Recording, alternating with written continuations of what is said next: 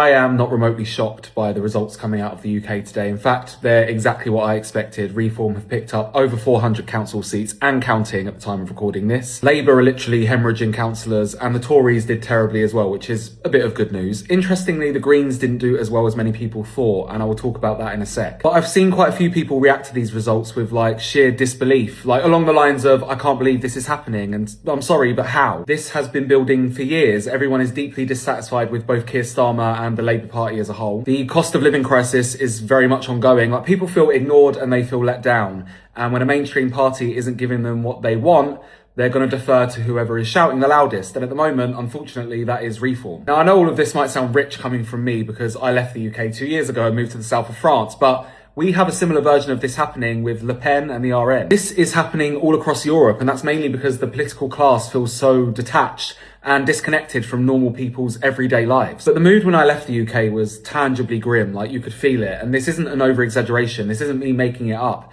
The standards in the country are definitely slipping. It's just that the internet creates these echo chambers, for better or worse, which manage to convince a lot of people that things aren't that bad.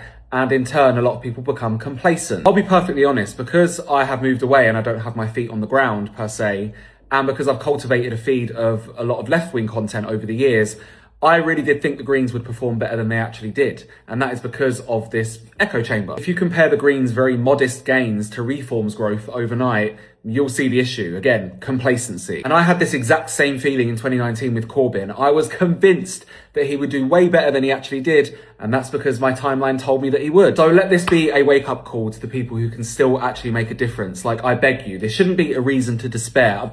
I mean, today you can feel sad and shit and angry, of course, but there's still time. Don't let this sway you. The next general election isn't for another 3 years. So there is still time, but that means the opposition to Reform, whether that is Labour pulling themselves together or the Greens growing exponentially, or just normal everyday people getting more politically engaged on like a real grassroots level, that work all has to start right now. From my viewpoint overseas at least, with the trajectory the UK is currently on and with no credible, genuine alternative, what happened last night happens in 2029, and that will be a much scarier conversation. Be loud and be informed, of course, but don't stop there. Fight back. Now is the time.